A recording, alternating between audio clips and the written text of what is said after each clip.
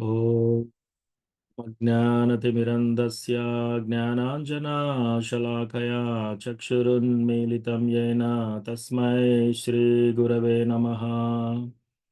श्रीचैतन्यमनोभीष्टं स्थापितं येन भूतले स्वयं रूपा कदा मह्यं ददाति स्वापदान्तिकम्।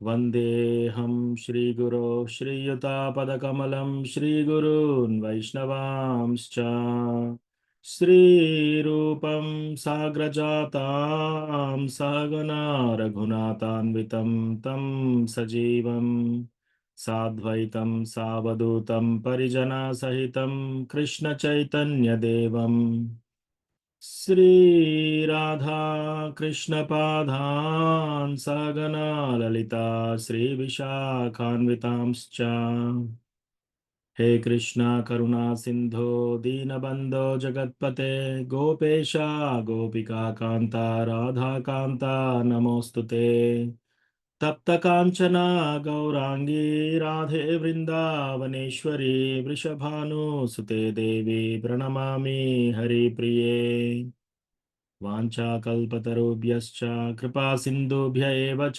पतितानां पावनेभ्यो वैष्णवेभ्यो नमो नमः।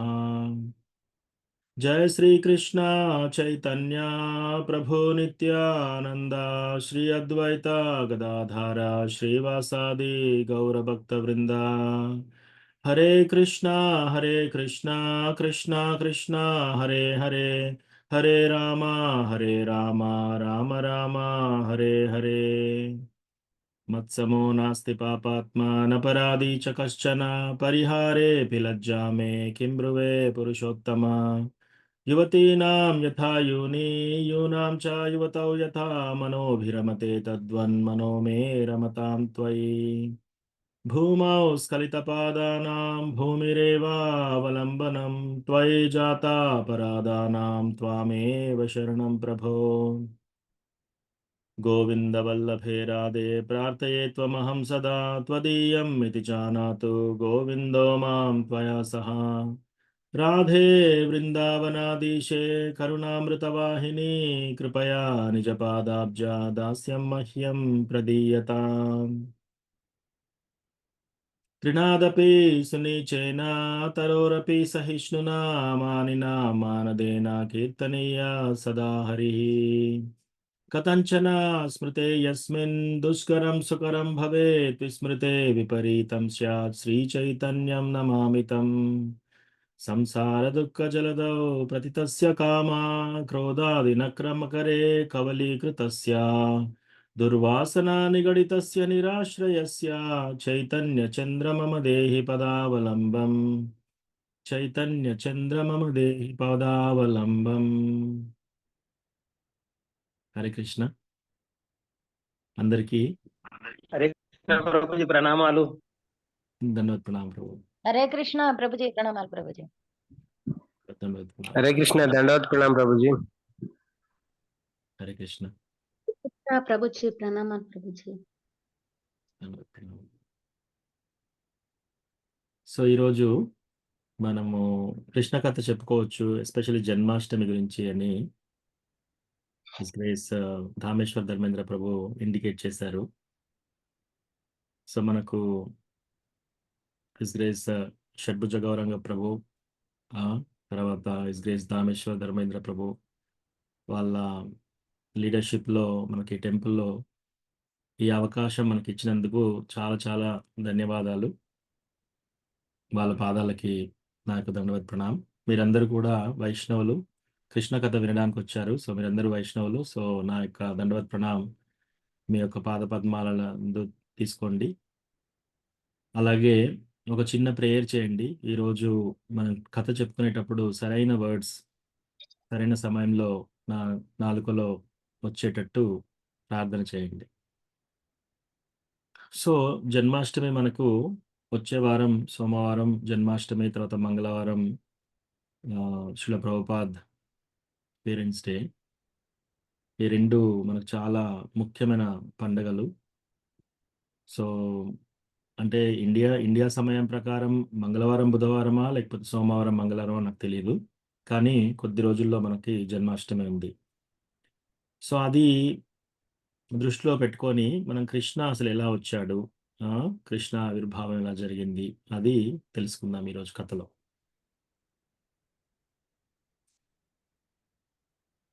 సో, మహారాజ్ పరీక్షిత్ ఆయనకు ఎప్పుడైతే శాపం వస్తుందో మహారాజ్ పరీక్షిత్ పాండవుల యొక్క మనవడు. అర్జునుడి యొక్క మనవడు. తర్వాత అభిమన్యుని కొడుకు.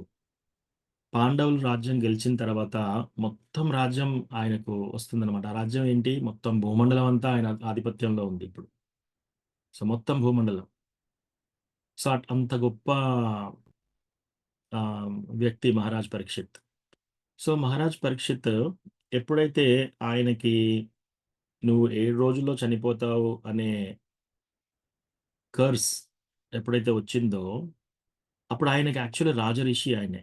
కావాలంటే ఆయన కౌంటర్ కర్స్ చేయొచ్చు. మళ్ళీ తిరిగి శపించొచ్చు. ఆ శక్తి ఆయనకుంది. శపించడమే కాకుండా అరెస్ట్ చేయించొచ్చు. ఎందుకంటే గవర్నమెంట్ ఎలక్షన్ ఫామ్ అయిన గవర్నమెంట్ కాదు. ఆ! సో, ఆయనే అందరికీ చక్రవర్తి అక్కడ.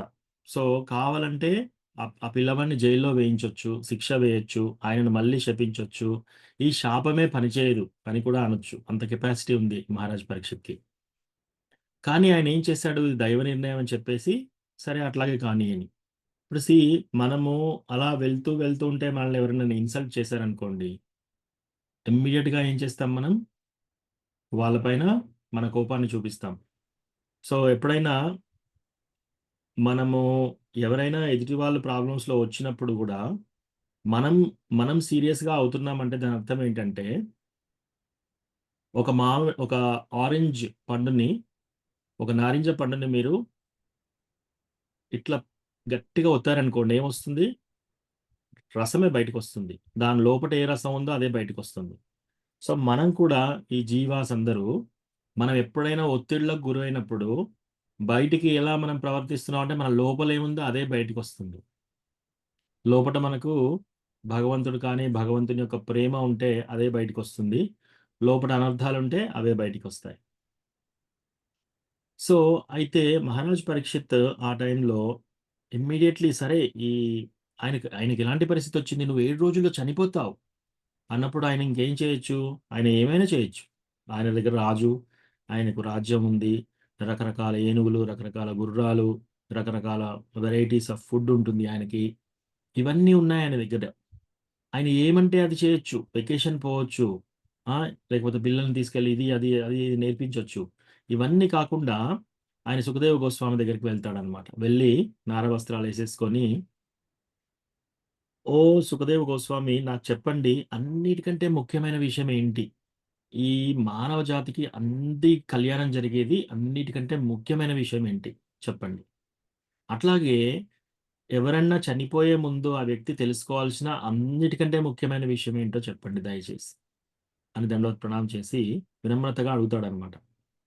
అడిగితే సుఖదేవ గోస్వామి ఏమంటాడు? ఫస్ట్ ఆయనను ప్రశంసిస్తాడు. ఆయన ఏ విధంగా ప్రశంసిస్తాడు? "నువ్వు చాలా చాలా మంచి ప్రశ్న అడిగావు. ఎందుకంటే ఈ ప్రశ్న ద్వారా 3 జరుగుతాయంట. ఎవరైనా గూడా ప్రశ్నలు అడిగినప్పుడు క్లాస్‌లో అంటే మంచి ప్రశ్నలు. పిచ్చి పిచ్చి ప్రశ్నలు కాకుండా మంచి ప్రశ్నలు. 3 ప్రశ్నలు ఎవరైనా అడిగితే 3 ఉపయోగాలుంటాయి. ఒకటి ఆ యొక్క ప్రశ్న ద్వారా మనము చెప్పుకునే కృష్ణ కథ కానీ దాని ఆన్సర్‌ని బట్టి స్పీకర్ ప్యూరిఫై అవుతాడు. ఎవరైతే ఆన్సర్ చెప్తున్నాడో తను ప్యూరిఫై అయితాడు ఫస్ట్. రెండోది ఎవరైతే ప్రశ్న అడుగుతున్నారో వాళ్ళకి ఆ విషయం తెలుస్తుంది కాబట్టి వాళ్ళు ప్యూరిఫై అవుతారు. మూడోది ఎవరైతే అందరూ వింటున్నారో ఆడియన్స్ వాళ్ళందరూ కూడా ప్యూరిఫై అవుతారు.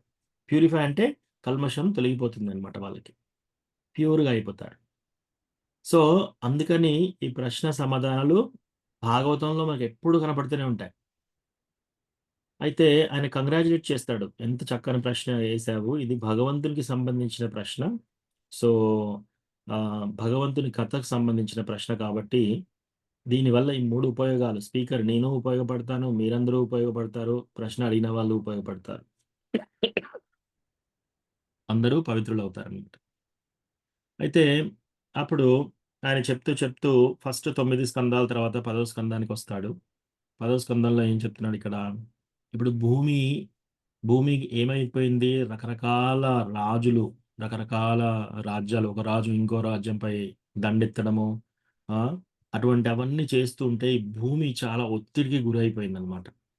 ఈ భూమి భారం పెరిగిపోతుంది. ఎంతోమంది రాక్షసులున్నారు. ఎంతోమంది రాజులున్నారు. వాళ్ళు చేసే పనుల ద్వారా, వాళ్ళు చేసే ఆహ్, అధర్మ కార్యక్రమాల వల్ల ఏమవుతుంది? ఆ భూమి చాలా ఒత్తిడికి గురైపోతుందనమాట. సో, ఆ భూమిదేవి ఏం చేస్తుంది?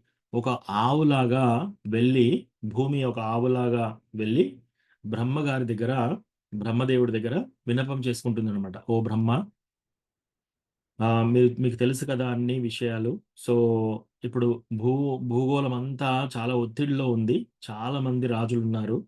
ఈ ఒత్తిడి, భారం నుంచి నన్ను తొలగించండి అని ఏడుస్తూ చెప్తుందనమాట. అప్పుడు బ్రహ్మ అందరి దేవుళ్ళని ప్లస్ భూమిని తీసుకొని కృష్ణ భగవానుని ప్రార్థన చేస్తాడనమాట. ప్రార్థన చేస్తే కృష్ణ భగవానుడు ఆయన యొక్క హృదయంలో నుంచి ఆయనతో మాట్లాడుతున్నాడిప్పుడు. సో, అది చాలా గంభీరంగా ఆకాశం నుంచి వచ్చినట్టుగా వినిపిస్తుంది బ్రహ్మగారికి. కానీ ఆయనేం చెప్తున్నాడు? ఓకే. నాకు ప్రతి విషయం తెలుసు. ఏం జరుగుతుందనేది. నేను త్వరలో భూమండలం మీద ఆవిర్భవిస్తాను. ఆ! దేవతలందరూ కూడా యదువంశంలో జన్మించేటట్టు మీరందరూ కూడా యదువంశంలో జన్మ తీసుకోండి. ఆ! నాకు సహాయం చేయాల్సుంటుంది అని. అట్లా ఆయన చెప్పినాగానే ఇమ్మీడియేట్‌గా ఆహ్, బ్రహ్మగారు ఏం చేస్తారంటే అందరి దేవుళ్ళకి చెప్తాడనమాట. ఏమని? మీరందరూ యదువంశంలో జన్మలు తీసుకొని భగవంతుడు ఆవిర్భవిస్తున్నాడు. దేవాది దేవుడైన కృష్ణ భగవానుడు ఆవిర్భవిస్తున్నాడు కాబట్టి ఆయన లీలలో మనమందరం సహాయం చేయాలి అని చెప్తారనమాట. సో, అట్లా చెప్పినప్పుడు త్వరలో కృష్ణ భగవానుడు రానున్నాడనమాట. సో, ఇప్పుడు చూస్తే మనకు ఇక్కడ ప్రాపంచికంలో ఇక్కడ ఉన్నప్పుడు రిలేషన్‌షిప్స్ ఏవైనా మీరు చూడండి. ఎంత మంచి రిలేషన్‌షిప్స్ అయినా సరే. సీ ఎవరైనా సపోజ్ తల్లిదండ్రులు, పిల్లలు. ఎటువంటి మంచి రిలేషన్‌షిప్ ఉన్నా సరే, దాని లోపట శుద్ధ ప్రేమ ఎక్కడా ఉండదు. దాని వెనకాల లస్ట్ మాత్రమే ఉంటుందన్నమాట. కామమే. సీ శుద్ధ ప్రేమ ఓన్లీ కృష్ణ భగవానుడు స్పిరిచ్యువల్ వరల్డ్‌లోనే ఉంటుంది. ఆధ్యాత్మిక ప్రపంచంలోనే శుద్ధ ప్రేమ ఉంటుంది. ఇక్కడ ఈ ప్రాపంచిక లైఫ్‌లో మీకు శుద్ధ ప్రేమ ఎక్కడా ఉండదు. ఇప్పుడు ఎవరైనా సరే ఒక వ్యక్తి ఇంకొక వ్యక్తిని ప్రేమిస్తున్నాను అని చెప్తుంది అనుకోండి. దాని అర్థం ఏంటి? ఈ వ్యక్తి ద్వారా నాకేం ఉపయోగం వస్తుంది? తల్లిదండ్రులు పిల్లల మీద బాగా ప్రేమ పెట్టి పెంచినా కూడా ఏమవుతుంది? వాళ్ళు తర్వాత సంపాదిస్తారు. సంపాదిచ్చి మన ఫ్యామిలీని పోషిస్తారు. అది ఉంటుంది లోపల. తర్వాత భార్య కానీ, భర్త కానీ ఎవరైనా యుక్త వయస్సులో ఉన్నప్పుడు నేను నిన్ను ప్రేమిస్తున్నాను అనంటే దాని వెనకాల అర్థం ఏంటి? నీ వల్ల నేను ఆనందం పొందాలనుకుంటున్నాను. అది నిజమైన రీజన్. కొందరు గిఫ్ట్స్ ఇస్తారు. హ్మ్. ఆ గిఫ్ట్స్ ఇవ్వడంలో కూడా ఏంటి ఉద్దేశ్యం ఏంటి? నేను ఈ గిఫ్ట్ నీకిస్తున్నాను. కానీ నీ వల్ల నాకు చాలా పనులు కావాలి. నీ వల్ల నాకు చాలా పరపతి. నీ వల్ల ఐదర్ పరపతి రావాలి, లేదా పనులు కావాలి. ఆ! లేదా నీ వల్ల నా కూతురు సుఖపడాలి, నా కొడుకు సుఖపడాలి. పెళ్లిలో ఏ గిఫ్ట్ ఇచ్చినా సరే, దాని వెనకాల ఏదో ఒక కామం, కోరిక ఉంటుంది. ఆ! ఏదో ఫ్రీగా మొత్తం నువ్వే తీసేసుకోండి. మాకేమి అక్కర్లేదు అనేది ఎవరు చూపించరట్లా. సో, ఇక్కడ అసలు ప్రేమ అనేది, శుద్ధ ప్రేమ అనేది ఇక్కడ ఉండదు. ఎక్కడ చూడు నాకేంటి లాభము? నాకు వీళ్ళ ద్వారా ఏమి ఉపయోగము? ఈ పలాని వాళ్ళకి మనం ఇది చేస్తే, ఇది ఇస్తే మనకేం ప్రయోజనం? మన ఫ్యామిలీకేం ప్రయోజనం? మన వంశానికేం ప్రయోజనం? మన పొలిటికల్ పార్టీకేం ప్రయోజనం? అట్లనే చూస్తారు తప్ప ఆ నిజమైన ప్రేమనేది ఇక్కడ ఉండదనమాట. సో, దాంతోటే ఇక్కడున్న రిలేషన్‌షిప్స్ అన్నీ కూడా ప్రేమ కాకుండా ఓన్లీ కామం ద్వారానే నడుస్తున్నాయన్నమాట. అన్ని కోరికలు కామం. అదే అదే నడుస్తుంది ఇక్కడ. సో, అయి ప్రతి రిలేషన్‌షిప్‌లో గూడా నాకేమొస్తుంది అనేదే చూస్తున్నారనమాట. సో, అట్లా అట్లా అయితుంటే ఇప్పుడు కంస కూడా ఏం చేశాడంటే, తన చెల్లె దేవకి ఆమె పెళ్లి వివాహం చేస్తాడనమాట. వివాహం చేసేసి ఆయన కూడా ఎంతో ప్రేమగా ఇప్పుడు ఆయన ఫస్ట్ ఆఫ్ ఆల్ కంస చాలా చాలా ఆహ్, గొప్ప డీమన్. ఆయనేం చేశాడు, కంసుడికి ఎంత బలం ఉంది అంటే, ఆయనే ఒక్కొక్క చేతిలో 10,000 ఏనుగుల బలముంది. 10,000 ద్వాపర యుగ ఏనుగుల బలం. ఇప్పుడున్న ఏనుగులు కాదు. ద్వాపర యుగంలో ఉన్న ఏనుగులు 10,000 ఏనుగుల బలం ఒక చేతిలో ఉందాయనకి. సో, ఎవరైనా రాక్షసులు కానీ, యోగీస్ కానీ, ఎవరికైనా రకరకాల ఆహ్, పవర్స్ ఉన్నాయనుకోండి, స్పెషల్ పవర్స్. వాళ్ళని దగ్గరికెళ్లి ఫస్ట్ ఛాలెంజ్ చేసేవాడు ఫైటింగ్‌కి. ఛాలెంజ్ చేసి వాళ్ళను ఫైట్ చేస్తూ తీరా వాళ్ళు చనిపోయే మొమెంట్‌లో వాళ్ళని నేను చంపను. నువ్వు నాకు సరెండర్ అయిపో. నా శరణు నువ్వు తీసుకో. నా శరణాగతి తీసుకో. అంటే నేనిప్పుడు వదిలేస్తున్నాను. నువ్వు నా కింద పని చేయాలి. అట్లా ప్రతి ఒక్క రాక్షసుడిని, ప్రతి ఒక్క ఎవరికైనా స్పెషల్ పవర్స్ ఉన్న వాళ్ళందరిని ఇలాగే చేశాడు. ప్రపంచం మొత్తం. అందరిని ఆయన యొక్క గుప్పెట్లో సర్వెంట్స్‌గా పెట్టుకున్నాడనమాట. సో, వివాహం చేస్తున్నాడు. చెల్లె వివాహము జరుగుతుంది. ఆ వివాహం అయిన తర్వాత వసుదేవుడికిచ్చి మ్యారేజ్ చేశారు. సో, వసుదేవుడు వైష్ణవుడు, దేవకి, వైష్ణవి, కృష్ణ భగవానుడి భక్తులు వాళ్ళు.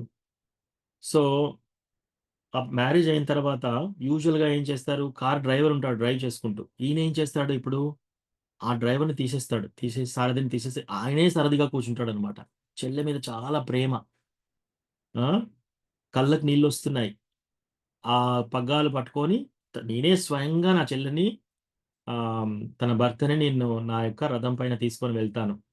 సేవకుడు కూడా అవసరం లేదు అని చెప్పేసి దించేసి ఆయనే కూర్చుంటాడు. ప్రేమతో రథం స్టార్ట్ అయ్యి వెళ్తూ ఉందన్నమాట.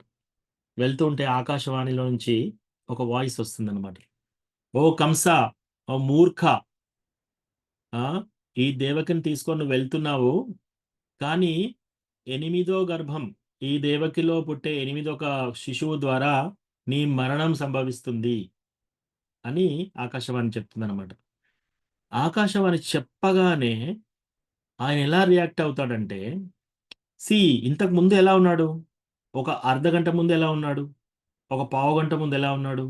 చెల్లె పెళ్లి అవుతుంది. స్వయంగా తనే పగ్గాలు పట్టుకొని ఆయనే డ్రైవర్ అయిపోయాడు. Chariot driver. ఆ రథానికి ఆయనే సారథిగా వచ్చాడు.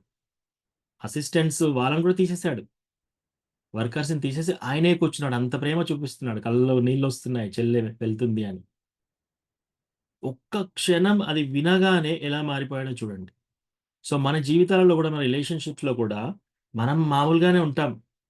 ఏదైనా ఒక చిన్న గొడవ, ఎవరన్నా ఒకటి ఏమన్నా అన్నారనుకోండి, అప్పుడు మనం కంస యొక్క స్వభావం మనలో నుంచి బయటికొస్తుంది. అప్పుడు మనం అర్థం చేసుకోవాలి. మనం డివోటీస్‌గా ఉన్నామా? లేదా మనం కంసుడిలాగా అటువంటి రాక్షస స్వభావాలు మనకున్నాయా అని చెప్పేసి. ఇది టెస్ట్ మనందరికీ. ఎప్పుడైనా ఒత్తిళ్ళకు గురైనప్పుడు, ఎప్పుడైనా గమనించండి. ఒత్తిళ్ళకు గురైనప్పుడు మనం ఎలా ప్రవర్తిస్తున్నామో దాన్ని బట్టి తెలుస్తుంది. మన యొక్క వైష్ణవ సిద్ధాంతం ఎంత స్ట్రాంగ్‌గా ఉంది. మన డివోషన్ కూడా ఎంత స్ట్రాంగ్‌గా ఉంది. లేదా మన డివోషన్ ఎంత వీక్‌గా ఉంది అని చెప్పేసి. ఒత్తిళ్ళకు గురైనప్పుడే.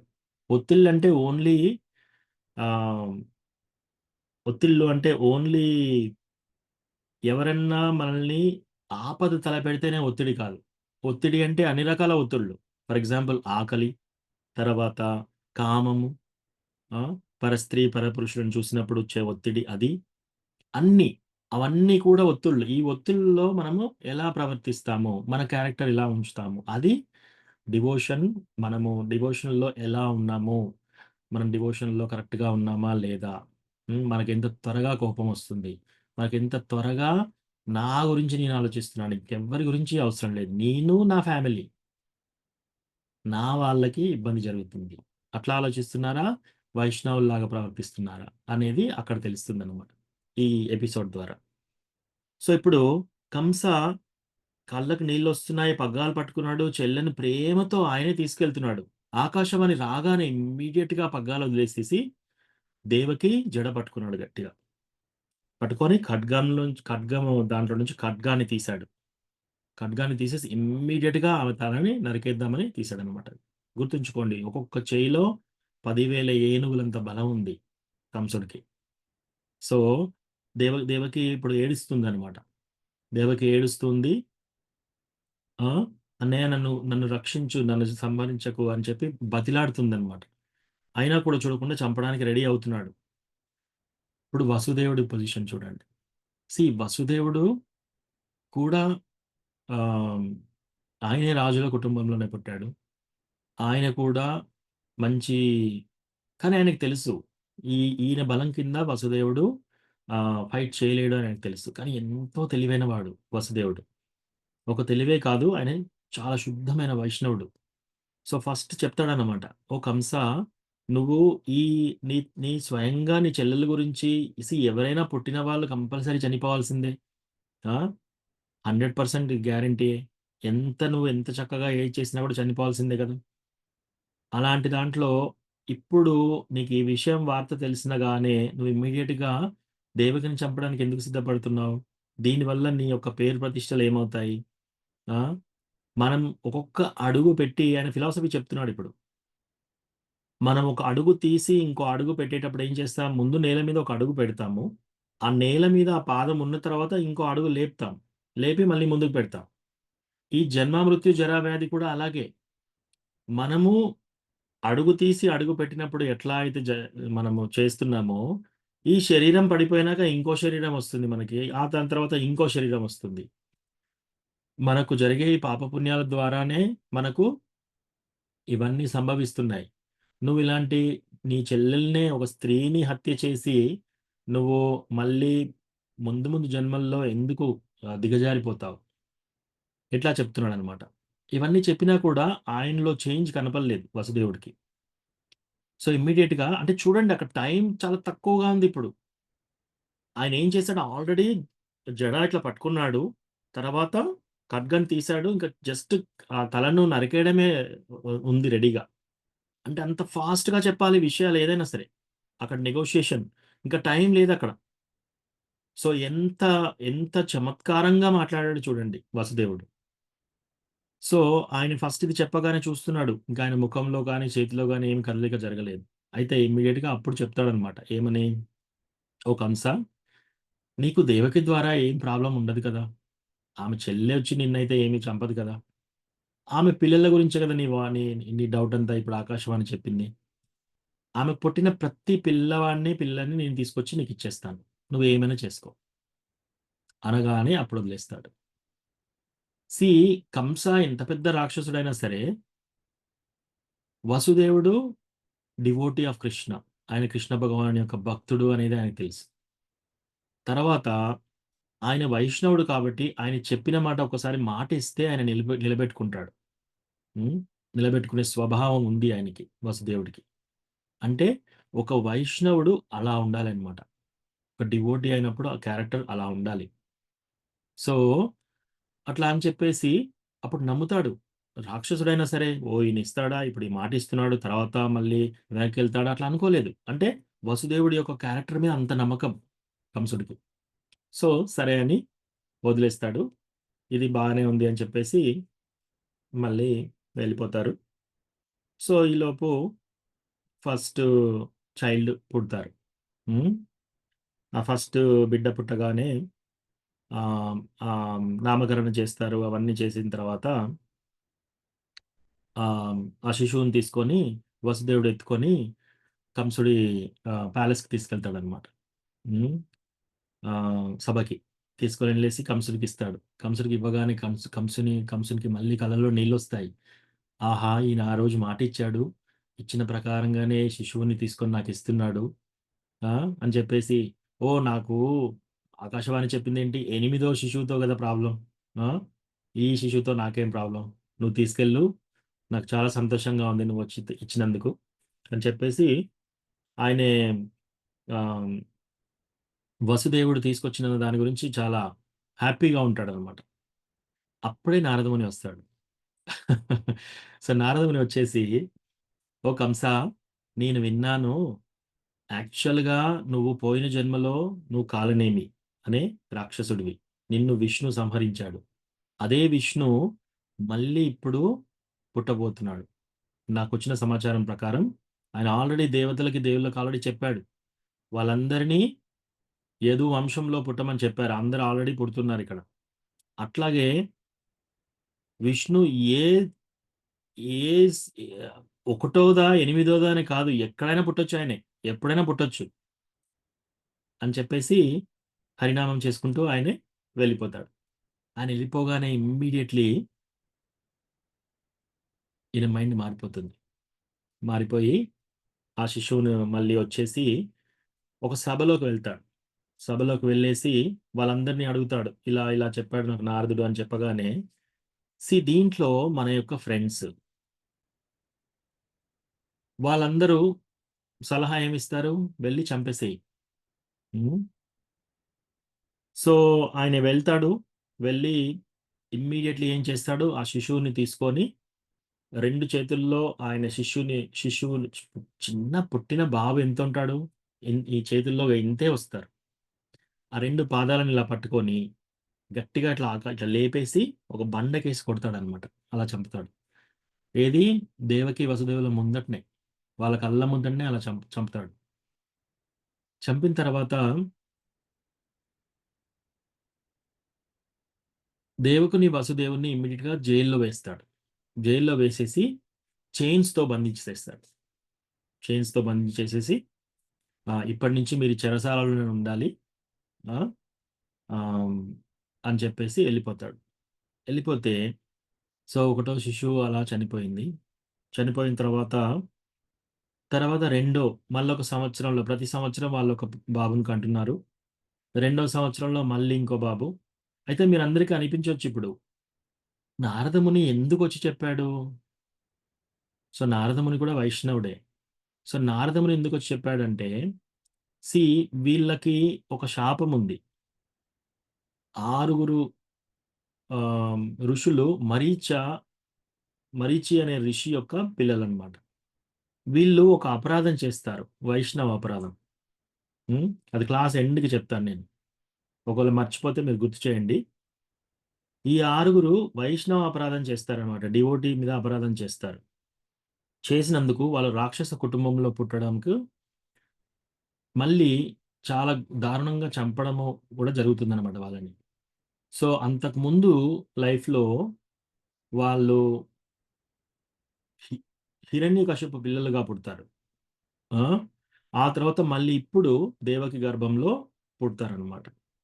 ఇప్పుడేంటి వాళ్ళు ఈ దేవకి గర్భంలో ఇది అయిపోగానే, వాళ్ళు చనిపోగానే వాళ్ళ కోరికేంటి? ఆహ్, ఆహ్, ఆ 6 పిల్లల కోరికేంటంటే, ఈ శాప విమోచనం అయిపోయి వాళ్ళు మళ్ళీ హెవెన్లీకి అబోర్డ్స్‌కెళ్ళిపోవాలి. అంటే స్వర్గలోకాలకు వెళ్ళిపోవాలి. సో, అందుకని అది త్వరగా చేయాలని చెప్పేసి నారదుడొచ్చేసి అక్కడ వీళ్ళని చంపమని హింట్ కాదక్కడ. వాళ్ళు పూర్వజన్మలో అలా శాపగ్రస్తులై ఉన్నారు ఋషి యొక్క కుమారులు. వాళ్ళు తొందరగా స్వర్గాన్ని చేరుకోవాలి. డిలే లేకుండా అని చెప్పేసి వాళ్ళని ఉద్ధరిద్దామని చెప్పేసి నారదుడు చెప్తాడనమాట. ఇవన్నీ విషయాలు తెలక అందరూ ఏమనుకుంటారు? ఆ! నారదుడేంటి వచ్చి ఇలా చెప్పాడు అని చెప్పేసి. సో, ఒక వైష్ణవుడు ఎప్పుడైనా ఏ విధంగానైనా ప్రవర్తిస్తూ ఉంటే, మనం దానికి ఎన్నో రకాల రీజన్స్ ఉంటాయి. మనం వాళ్ళను తప్పు పట్టవలసిన అవసరము ఉండదనమాట. లేదు. సో, అట్లా ఒక శిశువు అయిపోయింది. తర్వాత మళ్ళీ సంవత్సరం అయింది. ఇప్పుడు ఇంకొక ప్రశ్న అడుక్కోవచ్చు మనం. ఏంటి అసలు వీళ్ళు వసుదేవుడు, దేవకి వాళ్ళు ఆల్రెడీ జైల్‌లో ఉన్నారు. వాళ్ళ కళ్ళ ముందటనే ఇలా చంపుతున్నారు. అయినా వాళ్ళు ఎందుకు పిల్లల్ని కంటున్నారు? ఎందుకు కంటున్నారంటే, ఎనిమిదో చైల్డ్ ఎవరైతే ఎనిమిదో పుత్రుడు ఎవరైతే వస్తారో, వాళ్ళు కృష్ణ భగవానుడు వస్తాడు కాబట్టి, కృష్ణ కోసం ఎదురు చూస్తున్నారు వాళ్ళు. వాళ్ళ కళ్ళ ముందట ఇటువంటి ప్రతి బిడ్డ చంపబడ్డా కూడా వాళ్ళెందుకింకా పిల్లల్ని కంటున్నారు అంటే, వాళ్ళు కృష్ణని తీసుకురావడానికి, ఈ లోకానికి కృష్ణని తీసుకురావడం కోసం వాళ్ళు అటువంటి కష్టాలైనా పడుతున్నారనమాట. అట్లా రెండో సంవత్సరం మళ్ళీ ఇంకో బాబు పుట్టగానే వీళ్ళు భటులు వెళ్ళి చెప్తారు. ఇమ్మీడియట్‌గా కంస వస్తాడు. సేమ్ అదే విధంగా ఆ శిశువుని తీసుకొని మళ్ళీ బండకేసి కొట్టి చంపేస్తాడు. అట్లా 6గురిని చంపేస్తాడనమాట. సో, ఈ 6గురు ఎవరసలు? ఈ 6గురు ఎవరంటే కామ, క్రోధ, లోభ, మోహ, మద, మాత్సర్య 6. సో, కామం అంటే ఏంటి? కామం అంటే మనకు కోరిక. ఏ వస్తువు మీదనైనా కోరిక. నగల మీదన కానీ, కారు మీద కానీ, ఇల్లు మీద కానీ, పరపురుషుని మీద కానీ, పరస్త్రీ మీద కానీ, లేకపోతే ఏదో ఒకటి అనుభవించాలి. ఇవన్నీ కామమే. కామం అంటే అన్ని కోరికలు. క్రోధం అంటే కోపం. క్రోధం అందరికీ తెలుసు ఈజీగా. లోభ అంటే గ్రీడ్. లోభ అంటే ఏంటంటే ఉన్నదాంతో సంతృప్తి లేదు. ఇంకా ఎక్కువ కావాలి. ఇంకా ఎక్కువ కావాలి. ఇప్పుడు ఎవరికన్నా 20,000 సాలరీ అనుకోండి. లేదు నాకు 40,000 కావాలి. 40,000 వచ్చిందనుకోండి 60,000 కావాలి. 60 వచ్చిందనుకోండి నాకు 1,50,000 కావాలి. 1,50,000 వచ్చిందనుకోండి నాకు 10,00,000 కావాలి. 10,00,000 వచ్చిందనుకోండి నేను విదేశాలకు వెళ్ళాలి. విదేశాలకు వెళ్లారనుకోండి నాకు ఇంకా కావాలి. ఇంకా కావాలి. ఇంకా కావాలి. దానికి అంతు అనేది ఉండదనమాట. అది గ్రీడ్. ఆ! సో, గ్యాంబ్లింగ్ చేస్తారు. జూదం ఆడతారు. ఇవన్నీ గ్రీడ్ అనమాట. లోభ అంటారు దీన్ని. మోహ. మోహ అంటే ఏంటి? మోహం అంటే ఏంటంటే ఇల్యూషన్. ఏదైతే నిజం కాదో దాన్ని నిజంగా భావించుకోవడం. ఒక ఎగ్జాంపుల్. నేను చాలా సార్లు ఈ ఎగ్జాంపుల్ ఇస్తాను. పెళ్లి కాకముందు వాళ్ళెవరో మీకు తెలీదు. పెళ్లయిన తర్వాత వాళ్ళతో ప్రేమ, అనుబంధాలు ఏర్పడతాయి. మళ్ళీ వాళ్ళు లేకుండా మీరు ఉండలేరు. పిల్లలు పుట్టకముందు వాళ్ళెవరో తెలీదు. వాళ్ళ పేరెవరో తెలీదు. వాళ్ళ మగ, ఆడ తెలీదు. పుట్టిన తర్వాత ఒక్క 6 నెలలకే, ఒక సంవత్సరానికే వాళ్ళు చెప్పే తీపి మాటలతో చాలా అట్రాక్ట్ అయిపోతారు. ఇంకా వాళ్ళు లేకుండా మీరు ఉండలేరు. ఇది మోహ. తర్వాత మద. మద అంటే గర్వం. నేను అనే గర్వం. మాత్సర్య. మాత్సర్య అంటే అసూయ. నాకు లేనిది వీళ్ళ దగ్గర ఉంది. వాళ్ళకి నాకంటే మంచిగా ఉంది. వాళ్ళు నాకంటే అందంగా ఉన్నారు. వాళ్ళు నాకంటే ఎక్కువ చదువుకుంటున్నారు. ఆ! వాళ్ళకి నా నా భర్త కంటే మంచి భర్త వచ్చారు. అట్లా. సో, రకరకాలుగా ఎన్వి అంటే ఇవి. సో, కామ, క్రోధ, లోభ, మోహ, మద, మాత్సర్యాలు. ఆహ్, ఈ 6 ఈ 6 పిల్లలతో ఆహ్, కంపేర్ చేస్తారనమాట. ఎప్పుడైతే మన హృదయం నుంచి ఈ 6 తొలగిపోతాయో అప్పుడే కృష్ణ ఆవిర్భవిస్తాడు. సో, కృష్ణ ఆవిర్భావం కంటే ముందు మన హృదయంలో ఈ 6 మనము తీసేయాలనమాట. కామ, క్రోధ, లోభ, మోహ, మద, మాత్సర్యాలను తీసేయాలి. అవెలా తీసేయాలి? వెళ్లి స్నానం చేస్తే పోతాయా? పోవు. సో, దానికి మనం ఏం చేయాలి? హరే కృష్ణ మహామంత్రం చాంటింగ్ చేయాలి. హరే కృష్ణ, కృష్ణ కృష్ణ హరే హరే, హరే రామ, రామ రామ హరే హరే. సో, ఇట్లా చాంటింగ్ చేయగా మనము ఈ యొక్క ఆహ్, వీటి నుండి మనము దూరం అయిపోతుంటామనమాట. రెండోది రోజు పొద్దుగాల లేసి కృష్ణ భగవానుడి విగ్రహారాధన చేయాలి. తర్వాత తులసి వర్షిప్ చేయాలి. ఆ తర్వాత భగవంతుని భక్తుల యొక్క అసోసియేషన్‌లో ఉండాలనమాట. సో, ఇక్కడ ఒక శ్లోకం ఉంది. శ్రీమద్ భాగవతం 9:6:51 పర్పోర్ట్‌లో చైతన్య చంద్రోదయ నాటకాలో చెప్తారనమాట ఇది. నిష్కించనస్య భగవద్ భజనోన్ముఖస్య పారంపరం జిగమిషోర్భవసాగరస్య సందర్శనం విషయినాం అతయోషితాం చ హంత హంత విషభక్షణతో వ్యసాధు. ఇక్కడ ఏమంటున్నారంటే అహో అహో ఎవరికైతే ఈ యొక్క భవసాగరాన్ని దాటి వెళ్ళాలి అనుకుంటున్నారో, ఈ జన్మ మృత్యు జరా వ్యాధి అనే భవసాగరం నుంచి ఎవరైతే దాటాలనుకుంటున్నారో, వాళ్ళు చాలా జాగ్రత్త. ప్రాపంచిక లైఫ్‌లో, ప్రాపంచిక విషయాల్లో ఎంజాయ్ చేసే వాళ్ళతోని, వాళ్ళ మనిషితోని కానీ, అలాంటి వాళ్ళని చూడడం కూడా చాలా తెలిసి తెలిసి వెళ్ళి కాలకూట విషం తాగినట్టే అంట. ఈ శ్లోకం చెప్తుందనమాట. హంత హంత విషభక్షణతో అప్యసాధు. సాధు కాని వాళ్ళల్లో ఈ విషం తాగినట్టేనంట. ఎవరు ఎ ఎ ఎ ఎట్లా చేస్తే విషయినాం యతయోషితాం చ. ఈ విషయి ప్రాపంచిక వ్యక్తులతో మనం ఎప్పుడైతే అసోసియేట్ అయితామో, ప్రాపంచిక వ్యక్తులంటే ఎవరైనా కావచ్చు. భక్తులు కానిటువంటి అందరూ ప్రాపంచిక వ్యక్తులే. వాళ్ళు మన ఫ్యామిలీ మెంబర్స్ అయినా సరే, ఇంటి పక్క వాళ్ళైనా సరే, వీధి వాళ్ళైనా సరే, ఎవరైనా సరే. TV, movie, serials everything. So, అంత మనకి ఆహ్, శాస్త్రం ఎలా చెప్తుంది, అట్లా చెప్తుందనమాట. ఎలా మనము ప మ డివోటీస్ కాని వాళ్ళతో మనం అంత జాగ్రత్తగా ఉండాలి. వాళ్ళతో మనం రాసిపోసి కలుసుకున్నామనుకోండి, ఫ్రెండ్‌షిప్ ఎక్కువ చేసుకున్నామనుకోండి, కాలకుట విషం డైరెక్ట్ తాగినట్టే అండి. ఎవరికి? ఈ సాగరాన్ని, సంసార సాగరాన్ని దాటి వెళ్ళడాని కోసం. ఎందుకు? మనం ఎంగేజ్ చేయడం కాదు. మనం ఈ ప్రాపంచిక వ్యవహారాలు ఎంగేజ్ చేయడం కాదు. వేరే వాళ్ళు ఎవరన్నా ఎంగేజ్ చేస్తుంటే వాళ్ళతో కలవడం కూడా అంత డేంజరస్ అంట. సో, అలా ఎలా ప్రభుజీ మీరు ఇలా ఎలా అవుతుంది అనంటే, మీరొచ్చి ఎవరన్నా భక్తునితో కలిసారనుకోండి, కొద్ది రోజుల్లో ఏమవ్వబోతుంది? మీరు భక్తులయిపోతారు. ఛాన్స్ ఉంది. అలాగే కొన్ని రోజులు మీరు ఈ ప్రాపంచిక వ్యక్తులతో కలిసారనుకోండి, ఆ ప్రాపంచిక లైఫ్ స్టైల్‌కి మీరు గూడా అట్రాక్ట్ అవుతూ ఉంటారనమాట. అది చెప్పడం. సో, మరి దానికి రెమెడీ ఏంటి? శ్రీమద్ భాగవతం 11:3-30లో చెప్పారనమాట. పరస్పరానుకతనం పావనం భగవత్యశః మితోరతిర్మితస్తుష్టిర్నివృత్తిర్మిత ఆత్మనః. మనము ఈ యొక్క కామ, క్రోధ, లోభ, మోహ, మద, మాత్సర్యాల నుంచి ఎలా బయటికి రావాలి? ఈ ప్రాపంచిక అట్రాక్షన్స్ నుంచి ఎలా బయటికి రావాలి? అది చెప్తున్నారిక్కడ. ఏమీ లేదు. మనం భగవంతుని భక్తులతో కలవాలంట. వాళ్ళతో కలిసి భగవంతుని యొక్క కథ వినాలి. ఇప్పుడు ఈరోజు మనం చేసేది ఇదే అన్నమాట. అందరం భక్తులం ఒక దగ్గర వచ్చేసి మనం ఏం ఏం చెప్పుకుంటున్నాం గదా! భగవంతుని కథ డిస్కస్ చేస్తున్నాం. అలా చేస్తే డివోటీస్‌తో లవింగ్ ఫ్రెండ్‌షిప్స్ ఎప్పుడైతే డివోటీస్‌తో సంబంధాలు ఏర్పరచుకున్నారనుకోండి, అప్పుడు మీరు ఫస్ట్ ఆఫ్ ఆల్ మీరు సంతోషంగా ఉంటారు. ఒకరితోనొకరు ఎంకరేజ్‌మెంట్‌లో ఉంటుంది. మళ్ళీ మీ భౌతిక విషయాల పట్ల ఆసక్తి తగ్గుతుంది అన్నమాట. ప్లస్ ఆ భౌతిక విషయాలతో మీకొచ్చే బాధ కూడా తగ్గిపోతుంది. హ్మ్. శ్రీమద్ భాగవతం 11:3-30 ఇది. ఓకే. సో, ఈ ఆరుగురు పిల్లల్ని చంపేసాడు కంసుడు. ఇప్పుడు ఏడో గర్భం స్టార్ట్ అయింది. సో, ఏడో గర్భంలో కృష్ణ ఏం చేస్తాడు ఫస్ట్ సంకర్షణని పంపిస్తాడన్నమాట. సో, సంకర్షణ ఎవరు? బలరాముడు. బలరాముడు కృష్ణకి, బలరాంకి ఏమీ తేడా లేదనమాట. ఓన్లీ తేడా ఏంటంటే బలరాం వచ్చి కృష్ణకి సేవ చేయడంలో ఉంటాడనమాట. అది తప్ప ఇంక వాళ్ళిద్దరి మధ్యలో ఇంకా ఏ తేడా లేదు. ఆయనను కూడా దేవాది దేవుడని చెప్పొచ్చు మనం. కృష్ణ భగవానుడి యొక్క ఫస్ట్ ఎక్స్‌పాన్షన్ బలరాముడు.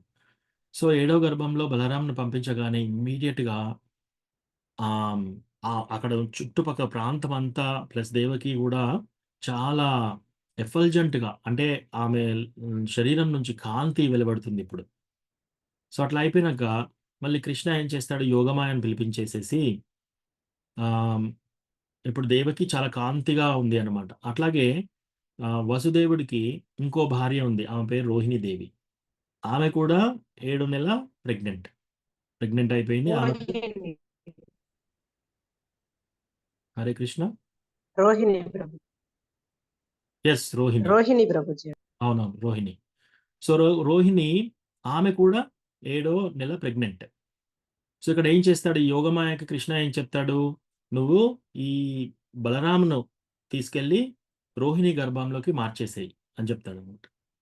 సో, అప్పుడు ఈ యోగమాయ రోహిణి ఆహ్, ఆహ్, దేవకి గర్భం ఏడో గర్భంని రోహిణికి మార్చేస్తుంది. రోహిణీదేవికి. సో, అట్లా సంకర్షణ బలరాం వచ్చేసి రోహిణీదేవి కడుపులోకి వెళ్తాడు. అప్పుడు దేవకి మిస్‌క్యారేజ్ అయిపోయింది అని. అంటే మిస్‌క్యారేజ్ అంటే తెలుసు కదా! సో, మిస్‌క్యారేజ్ అంటే ఆహ్, శిశువు నిలవలేదనమాట.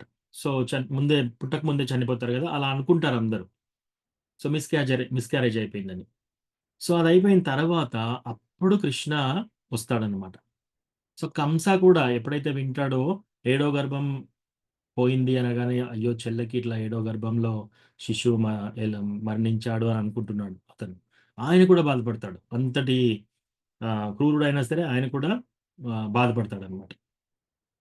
సో, ఆ తర్వాత ఎనిమిదో గర్భం ఇప్పుడు. సో, ఇప్పుడు కృష్ణ వస్తాడనమాట. ఒక 15 రోజుల తర్వాత బలరాం పుట్టిన 15 రోజులకి అప్పుడు కృష్ణ ఎలా వస్తాడు? ఫస్ట్ వసుదేవుడి యొక్క హృదయంలో, ఆయన యొక్క మనస్సులోకి వస్తాడు ఫస్ట్. సో మనసు ఎక్కడ ఉంటుంది? చాలా మంది మనస్సు అంటే మైండ్ అంటారు. మైండ్ ఇక్కడ ఉంటుంది అంటారు. మైండ్ ఇక్కడ కాదు ఉండేది. మైండ్ హృదయంలో ఉంటుంది. ఎలాంటి ప్రూఫ్ ఏంటి మరి? మీకు దక్ష యజ్ఞంలో ఆహ్, ఆయన తల ఖండిస్తారు కదా! ఎవరైనా అన్‌మ్యూట్ చేసి చెప్పండి. దక్ష యజ్ఞం. దక్ష ప్రజాపతి. యెస్. దక్ష ప్రజాపతి యొక్క తలను నరికేస్తారు కదా! నరికేసిన తర్వాత ఏం చేస్తారు మళ్ళీ? శివుడు నరికేసిన తర్వాత మళ్ళీ మేకతలను పెడతారు. మేకతలను పెట్టినప్పుడు నాకేంటి, ఇంతకు ముందు లైఫ్ అంతా గుర్తుంటుంది ఆయనకి. ఒకవేళ మైండ్ తలలో ఉంటే తల మారిపోయింది కదా మరి. మేక తల వచ్చేసింది కదా! మేక తల వచ్చినప్పుడు మైండ్ కూడా పోవాలి కదా! సో మైండ్ ఎప్పుడూ ఇక్కడ ఉండదు. మైండ్ హృదయంలో ఉంటుంది. సో వసుదేవుడి యొక్క హృదయంలోకి కృష్ణ ఫస్ట్ వస్తాడు. ఫస్ట్ ఎప్పుడైతే వసుదేవుడి హృదయంలోకి రాగానే ఇమ్మీడియేట్‌గా వసుదేవుడు చాలా ఇట్లా వెలిగిపోతూ ఉంటాడనమాట. ఎఫల్జెంట్‌గా అవుతాడు. కాంతివంతుడైతాడు. ఆ తర్వాత వసుదేవుడి హృదయం నుంచి దేవకి యొక్క హృదయంకి ట్రాన్స్‌ఫర్ అవుతాడు. ఏది? కృష్ణ భగవానుడు. అప్పుడు దేవకి చాలా చాలా అందంగా కనిపిస్తుంది. ఆ! చాలా కాంతివంతంగా కనిపిస్తుంది. మొత్తం ఆ సెల్ మొత్తం మెరిసిపోతుందనమాట. ఆ ప్లేస్ అంతా వెలుగులో ఇలా ఉంటుంది. అప్పటికి అందరికి అర్థమైపోతుంది. కంసుడికి అందరూ చెప్తారు. కంస కూడా వస్తాడు, చూస్తాడు. ఇప్పుడిగా విష్ణు వస్తున్నాడు. విష్ణు వస్తున్నాడు కాబట్టి వెలుగొచ్చేసింది. అని ఇగ వెయిట్ చేస్తున్నాడనమాట. ఎప్పుడైతే ఆమె డెలివరీ చేస్తుందో ఇమ్మీడియేట్‌గా చంపేద్దామని రెడీగా అవుతున్నాడతను. సో, ఇట్లా అయిపోయిన తర్వాత ఇక కంసుడు ఎప్పుడైతే దేవకిని అట్లా కాంతివంతంగా చూసాడో, ఆ రోజు నుంచి ఎటు నడిచినా కూడా కృష్ణ. ఎటు నడిచినా కూడా కృష్ణ కనిపిస్తున్నాడు. ఎటు నడిచినా విష్ణువే కనపడుతున్నాడు. ఏం తిన్నా సరే విష్ణు గురించే ఆలోచిస్తున్నాడు. ఏం చ్ ఏం తాగినా సరే విష్ణువే. ఏది ఎప్పటికీ భయంతో భ్రాంతితో ఎప్పుడు 24 అవర్స్ కృష్ణని తలుచుకుంటూ ఉన్నాడనమాట. ఎప్పుడు పుడతాడో నేను చంపాలి కోపంగా. సో, ఈ విధంగా ఆయన ఏమన్నాడు? కృష్ణ చైతన్యంలో ఉన్నాడిప్పుడు. హ్మ్. ఎప్పుడు కృష్ణ గురించి ఆలోచిస్తున్నాడు గదా! ఎప్పుడు కృష్ణ గురించి ఆలోచిస్తున్నాడు కాబట్టి ఆయన ప్యూరిఫై అయిపోయాడు. ప్యూరిఫై అయిపోయి ఎంత ప్యూరిఫై అయ్యాడంటే డైరెక్ట్ కృష్ణ ఎళ్లి ఆయనని చంపాడు. చంపేసి ఆయనకు మోక్షం గూడా వచ్చేసింది. అంత ప్యూరిఫికేషన్ వచ్చిందనమాట. కానీ ఇట్లా కృష్ణని ద్వేషంతో ఆలోచించడం, హ్మ్. ద్వేషంతో ఆలోచించడం ఇది మన ఆచార్యులు మనకు చెప్పలేదనమాట. టోటల్ యాంగ్జైటీ 100% అసలు ఎప్పుడు ఎటు చూసినా కూడా టెన్షన్ ఆయనకి. ఇంకా ఈయనెప్పుడు పుడతాడు? నన్నెలా చంపుతాడు? నేనెలా చచ్చిపోతాను? ఇదే ఆలోచన. కృష్ణ, విష్ణు, కృష్ణ, విష్ణు, కృష్ణ, విష్ణు ఇదే ఇగ. సో, మనం మాత్రం అట్లా యాస్పైర్ చేయకూడదనమాట. భక్తులు ఎప్పుడైనా కూడా కృష్ణకి ఫేవరబుల్‌గా, హ్మ్. ఫేవరబుల్ అంటే కృష్ణకి ఆహ్, లవింగ్ ఫీలింగ్‌తో కృష్ణ మీద ప్రేమ, ప్రేమయుక్తంలో మనం ఉండాలనమాట. సో, అట్లా ఎప్పుడు మనం ఆలోచిస్తూ ఉండాలి. సో, ఈలోపు అష్టమి రోజు దేవాది దేవుడైన శ్రీకృష్ణ భగవానుడు ఇంకా రానున్నాడనమాట. ఆయన ఆవిర్భవించే ముందు ఆ టైంలో మూన్ చంద్రుడు కూడా చాలా చాలా అందంగా కనిపిస్తున్నాడు ఆ రోజు. చాలా చాలా బ్యూటిఫుల్‌గా ఉన్నాడు. ప్రతి ఒక్క యానిమల్స్, ప్రతి ఒక్క జంతువులు, ప్రతి ఒక్క పక్షులు అవన్నీ డాన్స్ చేస్తున్నాయి. చక్కగా పాటలు పాడుతున్నాయి. ఆ! తర్వాత గుట్టల లోపటి నుంచి చాలా చాలా జ్యువెల్స్ మెరుస్తూ ఉన్నాయన్నమాట. ప్రతి గుట్టల్లో నుంచి అన్ని జ్యువెల్స్ మెరిసిపోతూ ఉన్నాయి. పుష్పాలన్నీ సుగంధంతో వికసిస్తున్నాయి. తర్వాత అన్ని తారలన్నీ, నక్షత్రాలన్నీ కూడా కూటములు జరుగుతున్నాయన్నమాట. ఇవన్నీ జరిగిన తర్వాత అందరూ బ్రాహ్మణులు, తర్వాత భగవంతుని యొక్క భక్తులు, డివోటీస్, వైష్ణవాస్ వీళ్ళందరూ చాలా చాలా సంతోషంగా ఉన్నారు. వాళ్ళ హృదయంలో ఎనలేని ఆనందం కలుగుతుందనమాట. ఎక్కడ ఏ ప్రాబ్లమ్స్ లేకుండా ఆహ్, సాక్రిఫైసెస్ చక్కగా జరుగుతున్నాయి. అంటే సాక్రిఫైస్ అంటే యజ్ఞాలు ఇవన్నీ యాగాలన్నీ చక్కగా చేస్తున్నారనమాట బ్రాహ్మణులు, వైష్ణవులు ఇదంది. అప్పుడు కృష్ణ భగవానుడు దేవకి యొక్క హృదయం నుంచి బయటికి వస్తాడనమాట. చాలా చాలా బ్యూటిఫుల్‌గా ఎంతో అందంగా నారాయణ రూపంగా వస్తాడు ఫస్ట్. ఆ! ఎంతో చక్కని తేజస్సు, ఆ తర్వాత బ్యూటిఫుల్ కాంప్లెక్షన్, ఎంతో సుందరంగా ఉన్నాడు. ఆ! ఒక బంగారు కిరీటం పెట్టుకొని ఉన్నాడు. వజ్ర వైడూర్యాలతోని, జ్యువెల్స్‌తోని, రకరకాలుగా ఆభరణాలతోని అలంకరించుకొని ఉన్నాడు. ప్లస్ ఆయన యొక్క ధోతి మెరుపు ఎలా మెరుస్తుందో అలా మెరిసిపోతుంది ఆయన యొక్క ధోతి.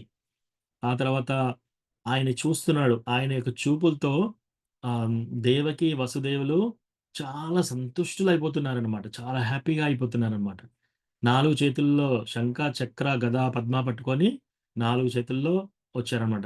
చిన్న పిల్లాడి నారాయణలాగా వచ్చాడనమాట. వచ్చి అప్పుడు ఇమ్మీడియేట్‌గా అలా చూడగానే దేవకి, వసుదేవులు ప్రేయర్స్ చేస్తున్నారనమాట. వసుదేవుడు ఫస్ట్ చాలా ప్రేయర్స్ చేస్తాడు. "నువ్వు దేవాతి దేవుడివి. మా ఇంట్లో వచ్చావు" అని చెప్పేసి. ఆ తర్వాత దేవకి కూడా చాలా రకరకాల ప్రేయర్స్ చేస్తుందనమాట. ఈ ప్రేయర్స్ అన్నీ అయిపోయినాక ఇప్పుడు దేవకికి టెన్షనొచ్చింది. ఓకే.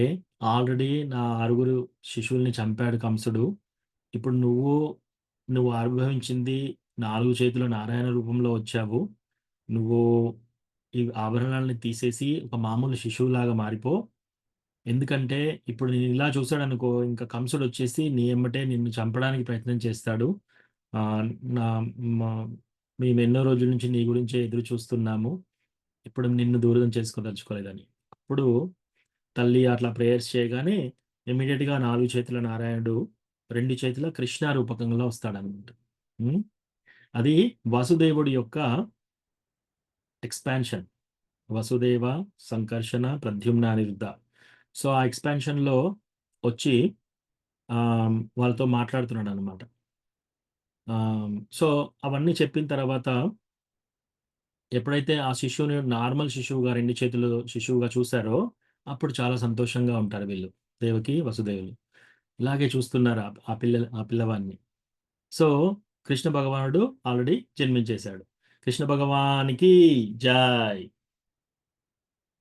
సో, ఈలోపు మనకి ఇంకొక ప్రశ్న ఏంటి ఇక్కడ ఏమొస్తుంది అంటే, మరి కృష్ణ 2 చేతులు ముందు 4 చేతుల నుంచి 2 చేతులు ఎందుకయ్యాడు అంటే, కృష్ణ కేవలం తల్లిదండ్రులకు ఒక సిగ్నల్ ఇవ్వడం కోసమే ఫస్ట్ 4 చేతుల నారాయణగా వచ్చాడు. నేను దేవాది దేవుడిని అని చెప్పడం కోసమే ఆ రూపంగా కిరీటము, శంఖ, చక్ర, గద, పద్మ ఇవన్నీ పట్టుకొననమాట. యాక్చువల్లీ దేవాది దేవుడైన కృష్ణ భగవానుడు ఆవిర్భవించాడు ఇప్పుడు. సో, ఆ 2 చేతుల కృష్ణ దేవాది దేవుడనమాట. ఈశ్వర పరమ కృష్ణ సచ్చిదానంద విగ్రహ అనాదిరాదిర్గోవింద సర్వకారణ కారణం. భగవద్గీతలో గూడా విరాట్ రూపం చూపించిన తర్వాత ఫస్ట్ 4 చేతుల రూపంగా తయారవుతాడు కృష్ణ. ఆ తర్వాత 2 చేతుల రూపంగా వస్తాడు. 2 చేతుల రూపంకొచ్చి అప్పుడు చెప్తాడు. ఆ శ్లోకంలో ఏం చెప్తాడు? నా ఈ రూపంకు చూడాలని చాలామంది తహతహలాడుతూ ఉంటారు. ఇప్పుడు నువ్వు చూసేది ఆ రూపం అని చెప్పి అర్జునుడికి చెప్తాడనమాట. సో, దేవాది దేవుడికి కూడా అన్నిటికంటే సౌందర్యమైన రూపం 2 చేతుల కృష్ణ రూపం. సో, ఆవిర్భవించేసి అప్పుడు వసుదేవుడికి చెప్తాడనమాట. నన్ను తీసుకెళ్ళి ఇక్కడ గోకులంలో నందమహారాజ్, యశోదామాత వాళ్ళింట్లో ఆహ్, దింపేసి అక్కడ శిశువుని నువ్వు ఇక్కడికి తీసుకురావాలి అని చెప్తాడనమాట. సో, ఇక్కడ మనము బ్రేక్ తీసుకుందాం. మనకు హరే కృష్ణ, హరే కృష్ణ, కృష్ణ కృష్ణ హరే హరే, హరే రామ. హరే కృష్ణ ప్రభు ప్రణామాలు. చాలా బాగుంది మీ ప్రవచనం. Thank you Mataji. ఇప్పుడు మనకు దర్శనం ఇస్తున్నారు. ఈ దర్శనం చూసినాక ఇంకా కొన్ని ఆ, డీటెయిల్స్ ఉన్నాయి మాతాజీ. అవి చెప్పుకుందాం మనం. ఓకే.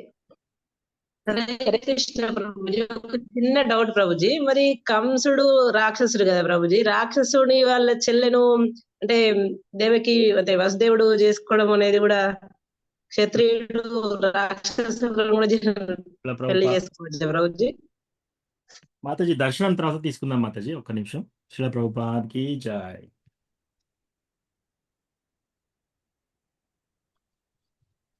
హరే హరే కృష్ణ ప్రభుజీ ప్రణామాలు. కృష్ణ. హరే కృష్ణ మాతాజీ. దండవత్ ప్రణామాలు.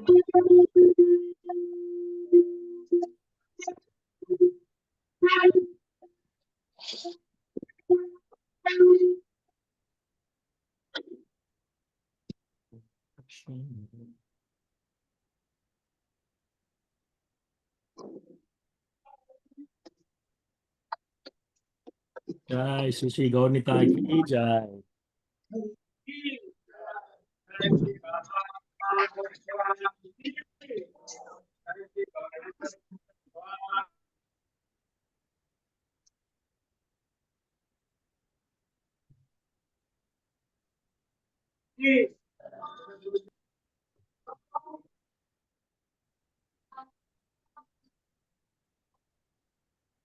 जगन्नाथ बलदेवा सुभद्रा माई की जय।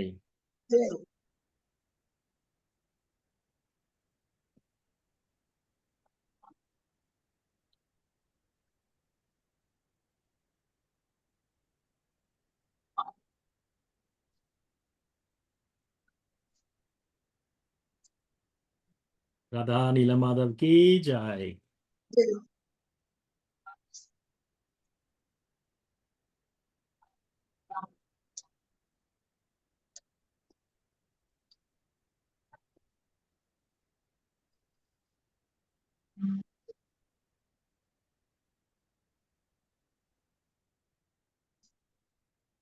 ప్రభుపాద్ की जय। ఓకే, సో కథ పూర్తయినాక ప్రశ్నలు తీసుకుందాము. సో ఇప్పుడు వసుదేవుడికి చెప్తాడనమాట. చెప్పి నన్ను నందగ్రామ్ తీసుకెళ్ళి అక్కడ యశోదమాత నంద మహారాజు అక్కడ దించేసి ప్లస్ అక్కడి నుంచి శిశువుని ఇక్కడికి మార్చాలి అని చెప్పి. సో అప్పుడు ఇమ్మీడియట్గా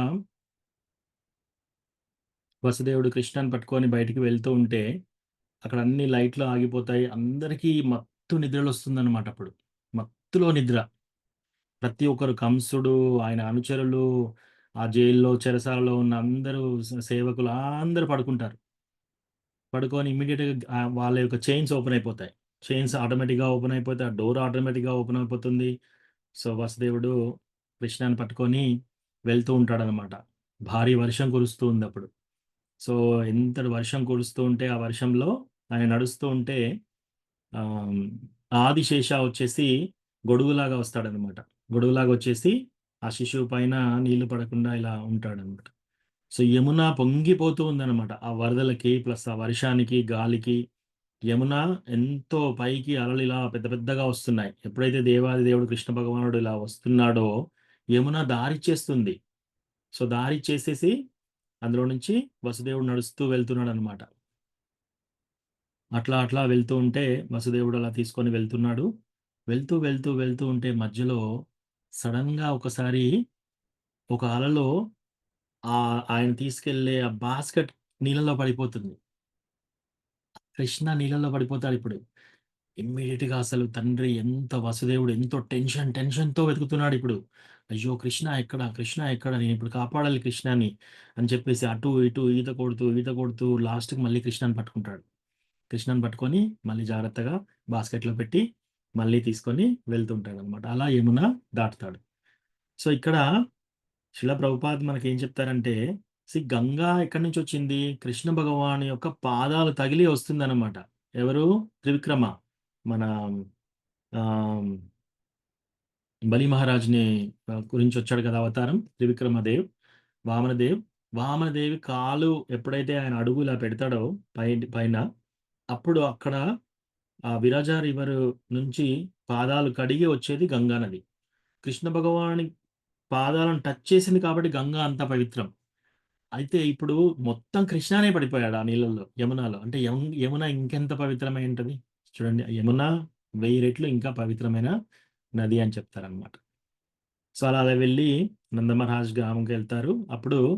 అప్పటికి అక్కడ యశోదామాత ఏం చేస్తుంది? ఆమె కూడా యాక్చువల్లీ ఆమె ట్విన్స్. ఆమెకి 2 పిల్లలు పుడతారనమాట. ఒకటి కృష్ణ, ఒరిజినల్ కృష్ణ గోపాల్, రెండోది యోగమాయ. సో ఎప్పుడైతే ఈ వసుదేవుడు కృష్ణని తీసుకెళ్తాడో ఈ కృష్ణ వెళ్ళి ఆ కృష్ణలో కలిసిపోతాడు. సో అక్కడ జన్మించింది బృందావన్ కృష్ణ. బృందావన్ కృష్ణ ఎప్పుడు బయటికి వెళ్ళాడు అనమాట. సో వసుదేవుడు తీసుకొచ్చినప్పుడు ఈ కృష్ణపై ఆ కృష్ణతో మర్జ్ అయిపోతాడనమాట. కలిసిపోతాడు. తర్వాత అక్కడ పుట్టిన యోగమాయ ఆహ్, ఆహ్, పాపని మళ్ళీ తీసుకొని ఈయన వెనక్కొస్తాడు. ఎప్పుడైతే వెనక్కి రాగానే మళ్ళీ చెరసాలలో అన్ని లైట్స్ అన్నీ వచ్చేస్తాయి. తర్వాత ఎప్పుడైతే ఆయన లోపలికి నడుస్తాడో ఆ గేట్‌లో పెట్టేసుకొని తాళాలు పడిపోతాయి. వీళ్ళకి చైన్స్ కట్టేస్తారనమాట. చైన్స్ కట్టేసి ఇమ్మీడియేట్‌గా ఆ పాప ఏడవడం మొదలుపెడుతుంది శిశువు. ఏడుస్తుంటే ఇమ్మీడియేట్‌గా చెప్తారు అందరెళ్లి కంసుడికి చెప్తారు. ఈ కంసుడు ఇమ్మీడియేట్‌గా చాలా ఫాస్ట్‌గా ఎదురు చూస్తున్నాడు ఆయన ఏ క్షణంలో అయినా పుట్టొచ్చు అని చెప్పేసి. సో, ఇప్పుడు శిశువు పుట్టింది. తర్వాత ఏడుస్తుంది అనగానే వచ్చి అప్పుడు దేవకి చాలా చాలా బ్రతిమిలాడుతూ ఉంటుందన్నమాట. ఆ! ఆహ్, ఇప్పుడు పుట్టింది ఆడ శిశువు కదా! ఇప్పుడు ఈమె నిన్నేం చేస్తుంది? అట్‌లీస్ట్ ఈ శిశువునన్నా ఏం చంపకుండా చూడని. ఇమ్మీడియేట్‌గా ఆయన అట్లాగే కాళ్ళు పట్టుకుంటాడు. ఇట్లా పైకనేసి మళ్ళీ కొట్టడానికి రెడీగా అవుతున్నాడన్నమాట. అప్పుడు స్లిప్ అయిపోతుంది. ఆయన చేతుల నుంచి స్లిప్ అయిపోయి పైకి లేస్తుంది. పైకి లేసి ఆమె దుర్గా రూపం తీసుకుంటుంది. 8 చేతుల దుర్గావతారం. ఆ! ఒక సింహం పైన కూర్చొని 8 చేతుల్లో రకరకాల ఆయుధాలు పట్టుకొని చెప్తుందనమాట కంసుడికి. "ఓ మూర్ఖ కంస ఆహ్, నిన్ను సంహరించడానికి వచ్చిన కృష్ణ ఆల్రెడీ జన్మించాడు. ఆ! అని చెప్పేసి నువ్వు ఇంతమందిని ఇంత హీనియస్‌గా ఇంత మూర్ఖంగా నువ్వు చంపావు" అని చెప్పేసి ఆకాశంలోకి ఎళ్ళిపోతుందన్నమాట. ఎళ్ళిపోగానే అప్పుడు కంసుడు ఇమ్మీడియేట్‌గా ఆయన హృదయం బాగా చేంజ్ అయిపోతుంది. చేంజ్ అయిపోయి ఆ చెరసాల నుంచి వాళ్ళని వదిలేస్తాడు. దేవకి, వసుదేవుడిని. వాళ్ళిద్దరికి పాదాల పైన పడతాడు. పడేసి నన్ను క్షమించండి. నేను చాలా చాలా తప్పులు చేశాను. మీ శిశువులందరిని చంపాను నేను. నన్ను క్షమించండి అని చెప్పేసి అలా ఏడుస్తూ, ఏడుస్తూ వెళ్తాడు. వెళ్ళి ఆయన సభలో కూర్చుంటాడు. సో, ఇక్కడ ప్రాపంచిక వ్యక్తులకు, భక్తులకి మధ్యలో ఎంత తేడా అనేది మనకు లెసన్ ఇక్కడ తెలుస్తుంది అన్నమాట. ఎప్పుడైనా భక్తులు భక్తుల సాంగత్యంలో మనకెందుకుండాలి అంటే ఇటువంటి వాటి గురించి. ఇప్పుడు వీళ్ళ చుట్టుపక్కల ఉన్న వాళ్ళందరూ కంసుడి మైండ్ ఇప్పుడు మారిపోయింది. ఆయనేం చేశాడు? వాళ్ళని వదిలేసాడు. తర్వాత ఇంకా ఏమైంది? ఎక్కడో జన్మించుంటాడు అని చెప్పేసి ఇంకా వదిలేస్తాడు. అప్పుడు ఈ మినిస్టర్స్ ఒక్కొక్కరు మాట్లాడుతున్నారనమాట ఆయన ప్యాలెస్‌లో. "ఓ కంస నువ్వెంత గొప్పవాడివి. నీ నీ నీ కెపాసిటీ ఏంటి అసలు? నీ యొక్క శక్తి ఏంటి? నువ్వు ఆల్రెడీ ఇప్పుడే వదిలేస్తున్నావా? ఆహ్, విష్ణువు ఎక్కడైనా పుట్టాడు అంటే చిన్న పిల్లవాడు ఎక్కడో ఉంటాడు గదా! పుట్టిన ప్రతి శిశువుని మనం చంపేద్దాం ఇప్పుడు. నువ్వు ఆర్డర్ ఇచ్చేసేయి. మేమెళ్లి ఎవరెవరైతే లాస్ట్ కొన్ని రోజుల కింద పుట్టారో వాళ్ళందరిని మనం చంపేసేయొచ్చు. అట్లాంటి ఐడియాస్ ఇస్తున్నారనమాట. అగో అది ప్రాపంచిక లైఫ్ దాంట్లో. వాళ్ళు ఎలా మాట్లాడుతున్నారు? కంసుడి వైపు ఉండే మాట్లాడినట్టు అనిపిస్తుంది. కంసుడి శ్రేయస్సు కోసం మాట్లాడుతున్నట్టు అనిపిస్తుంది. కానీ అక్కడ కంసుని శ్రేయస్సు లేదక్కడ. వాళ్ళు చెప్పగానే ఇమ్మీడియేట్‌గా ఓహ్! నిజమే కదా! కరెక్టే అని చెప్పేసి ఆయన ఏమంటాడు ఆర్డర్ చేస్తాడు. ఈ 10 రోజుల్లో ఎవ్వరు పుట్టినా సరే అందరిని చంపేసేయండి అని చెప్పేసి. ఆవులను చంపేసేయండి, యజ్ఞాలన్నీ ధ్వంసం చేయండి. ఎవరెవరు ఏ ఏ పూజలు చేసినా కూడా అందరిని చంపండి అని చెప్పి మొత్తం అలజడి సృష్టిస్తాడనమాట. సో, అట్లా అయిపోయినప్పుడు అందుకని మనం ఎప్పుడు డివోటీ అసోసియేషన్‌లో ఉండాలి. సో, ఎప్పుడైతే ఈ కంసుడు దేవకి, వసుదేవుడు వాళ్ళకు దండవత్ ప్రణామం చేసి క్షమించండి అని అంటారో, ఇమ్మీడియేట్‌లీ వాళ్ళు కూడా వసుదేవుడు ఇమ్మీడియేట్‌లీ చెప్తాడనమాట. ఇది అహంకారం చేత నువ్వు ఇలా చేశావు అని చెప్పి ఇమ్మీడియేట్‌గా క్షమించేస్తారు వాళ్ళు. సో, ఒక డివోటీ ఎలా ఉండాలి అంటే ఎవరి పైన కూడా ఆహ్, కోపం కానీ, గ్రడ్జ్ కానీ ఎక్కువ రోజులు అలా పెట్టుకొని ఉండరు డివోటీస్. ఏమైనా ప్రాబ్లమ్స్ అయినా సరే, మనకు హాని చేసిన వాళ్ళైనా సరే, వాళ్ళని క్షమించడానికి రెడీగా ఉండాలి. అది వైష్ణవ సిద్ధాంతం. సో, వసుదేవుడి లైఫ్ నుంచి మనం అది నేర్చుకోవాలి డివోటీస్‌గా. ఆహ్, సో, అట్లా అన్నమాట. అయితే అలా కృష్ణ భగవానుడు ఆల్రెడీ ఆవిర్భవిస్తాడు. అక్కడ తర్వాత తెల్లారుజామున అప్పుడే ఆమె బర్త్ పాప పుట్టింది కాబట్టి ఆమె పడుకొనుంటుంది దేవకి. ఆహ్, so, Yashoda Mata sorry. So, Yashoda Mata ఎప్పుడైతే కళ్ళు తెరిచి చూడగానే అక్కడ కృష్ణ ఉంటాడంట గోపాల్. సో, నందమహారాజ్, యశోద వచ్చేసి ఆ గోపాల్‌ని చూస్తాడు. ఎంతో సౌందర్యంగా. ఆ! వాళ్ళు వాళ్ళ కళ్ళ నిండుగా గోపాల్‌ని చూసుకుంటూ ఎంతో ఆనందంగా ఉంటారనమాట వాళ్ళు. హ్మ్. ఎంతో ఎంతో ఆనందంగా ఉండి అక్కడ మొత్తం పండగ వాతావరణం అయిపోతుంది. సో, అది జన్మాష్టమి యొక్క విశిష్టత. సో, అట్లా కృష్ణ భగవానుడు ఆవిర్భవిస్తాడు. భగవద్గీతలో మనకు ఓ శ్లోకం ఉంటుంది. జన్మ కర్మ చ మే దివ్యం ఏవం యో వేత్తి తత్వతః త్యక్త్వా దేహం పునర్జన్మ నైతి మామేతి సోర్జున. పునర్జన్మ నైతి. జన్మ కర్మ చ మే దివ్యం. కృష్ణ భగవానుడు ఎందుకు వస్తాడు? ఎలా వస్తాడు? ఆయన ఎలా మళ్ళీ లీల ముగిస్తాడు? ఇవి చాలా దివ్యమైన రహస్యాలు. ఈ విషయాలు ఎవరైతే తెలుసుకుంటారో పునర్జన్మ నైతి. వాళ్ళకింక పునర్జన్మ అనేది ఉండదు. అందుకే మనం కేవలం కృష్ణ భగవానుడు ఎలా వస్తాడు? ఎలా వెళ్ళిపోతాడు? ఆయన రావడానికి రీజన్ ఏంటి? కథ వినడం ద్వారానే మనకు పునర్జన్మ ఉండదింక. సో, అది చెప్తారనమాట. అందుకే ఈ నాన్ డివోటీస్ భక్తులు కాని వాళ్ళకి వాళ్ళు చాలా రకరకాలుగా చెప్తారనమాట. కృష్ణ పుట్టాడు. కృష్ణ పుట్టినప్పుడు ప్రకృతి త్రిగుణాలకు లోబడి ఉంటాడు. ఆయన కూడా చనిపోతాడు. ఇట్లా అనుకుంటారు వాళ్ళు. కానీ వాళ్ళకి నిజమైన రహస్యం కృష్ణ భగవానుని ఆవిర్భావం దివ్యం అనే విషయం వాళ్ళకి తెలియదు. సో, అది మనము భక్తుల ద్వారా తెలుసుకోగలుగుతాం. హ్మ్. సో, అది కృష్ణ భగవానుని యొక్క జన్మాష్టమి లీల. సో, మనము ఈ లీల ఎలా చేయొచ్చు? బేసికల్లీ జన్మాష్టమి రోజు మనం ఫాస్టింగ్ చేయాలి. సో, కృష్ణ జన్మాష్టమి రోజు పొద్దున్నుంచి సాయంత్రం మిడ్‌నైట్ రాత్రి 12 అయ్యేంత వరకు మనం నీళ్లు తాగకుండా, ఏమీ తినకుండా ఉండాలి వీలైతే. హ్మ్. సో, ఎవరైనా టాబ్లెట్స్ అలా వేసుకోవాలనుకుంటే ఏకాదశి ప్రసాదం తీసుకొని టాబ్లెట్స్ లేదా ఫ్రూట్స్ తీసుకొని టాబ్లెట్స్ వేసుకోవచ్చు. ఉండలేని వాళ్ళు ఉంటే. లేకపోతే దాని యొక్క మెయిన్ రీజన్ ఏంటి? మనం వెయిట్ తగ్గాలి. ఉపవాసం చేస్తే బాగా వెయిట్ పెరిగిపోతున్నాను, తగ్గుతానేమో అట్లాగైనా అట్లా కాదు. అసలు మన ధ్యాసంతా మనం కృష్ణ భగవానుడి మీద ప్రేమలో ఉండాలి. ఆ రోజు సేవలో ఉండాలి. కృష్ణ భగవానుడు ఆవిర్భావ దినోత్సవం జరుపుకోవాలి. అప్పుడసలు మనం తినడానికి కూడా మనకు టైం లేకుండా, తినడానికి కూడా మనం ఆ టైం వేస్ట్ చేయకుండా మనము మొత్తము ఆ రోజంతా ఆహ్, కృష్ణ గురించి నలుగురికి పంచడం కోసం ట్రై చేయాలనమాట. ఆల్రెడీ మన కృష్ణ భగవాను గురించి తెలిసింది. కాబట్టి మనం టెంపుల్‌లో ఏదో ఒక సేవలో పాల్గొనాలి. ఆ రోజు అందరం కలిసి కోఆపరేటివ్‌గా అందరూ కలిసిమెలిసి ఏదన్నా ఒక పని చేస్తూ అందరికి వేరే వాళ్ళకి కొత్త వాళ్ళొచ్చినప్పుడు వాళ్ళకి ప్రసాదం వండి పెట్టడము, వాళ్ళ కృష్ణ గురించి పుస్తకాలివ్వడము, భగవద్గీత ఇవ్వడము, కథ చెప్పడము, ఆ! వేరే వాళ్ళకి స్పేస్ ఇవ్వడము, అట్లా చేయాలనమాట. అట్లా చేసి మనం వెనకాలుండి సేవ చేయాలి. వెనకాలుండి ఎవరైనా సేవ చేసే వాళ్ళకి హెల్ప్ చేయాలి. కిచెన్‌లో గానీ, లేకపోతే క్లీనింగ్‌లో గానీ, నైట్ అంతా వేడుక ఉంటుంది పొద్దున్న నుంచి సాయంత్రం వరకు. కీర్తన చేయడం కానీ, క్లీనింగ్ చేయడం కానీ, వంట చేయడం కానీ, పుస్తక విస్తరణ చేయడం కానీ, బుక్ డిస్ట్రిబ్యూషన్, ఇట్లా ఎవరెవరికి ఏది చే చేయగలిగే శక్తి ఉంటుందో ఆ సేవ చేయాలనమాట. అది జన్మాష్టమి యొక్క లీల. Hare Krishna. Thank you so much. ఇప్పుడేమన్నా ప్రశ్నలు? Thank you Prabhuji. హరే కృష్ణ. మీరు ఋషులకి శాపం చెప్తా అన్నారు గదా ప్రభుజీ లాస్ట్‌కి. యెస్ మాతాజీ.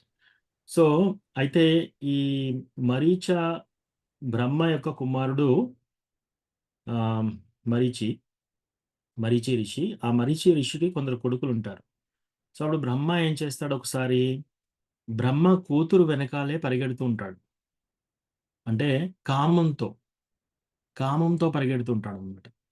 సో, వాళ్ళు చూసి అరే! ఏంటేంటి బ్రహ్మ ఇంతటి వాడు ఈయనేంటి కూతురు వెనకాలే ఇట్లా పరిగెడుతున్నాడు కామంతో మళ్ళీ అది కూడా.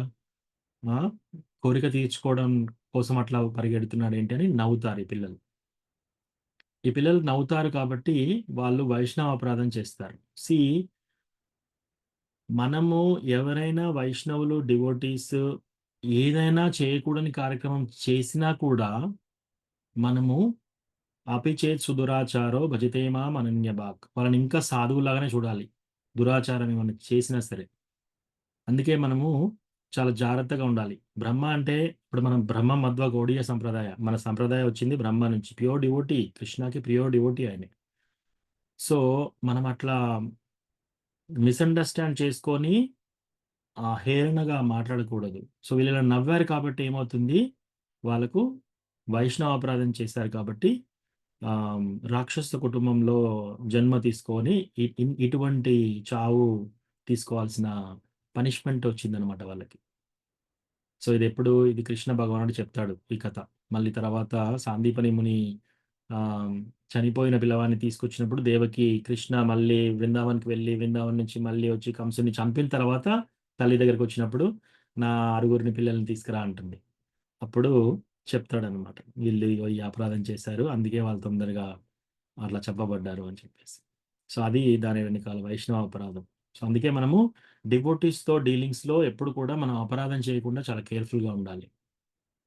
యాహ్! ఏదైనా అపరాధం మనం చేసినట్టు మనకు కొద్దిగా అనిపించినా కూడా సారీ చెప్పాలి. చేయకుండా ఉండాలి.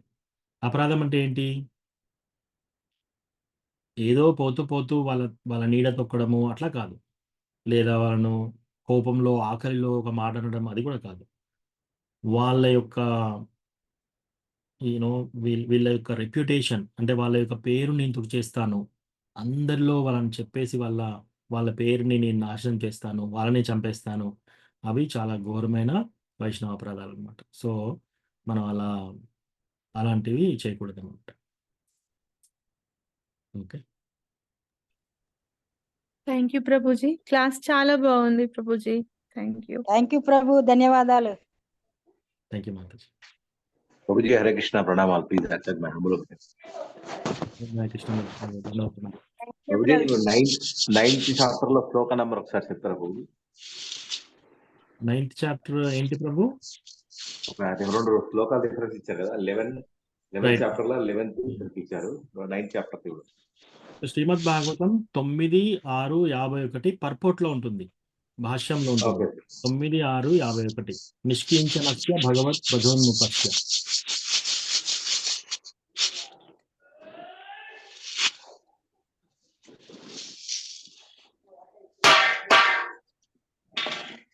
Hare Krishna Prabhuji.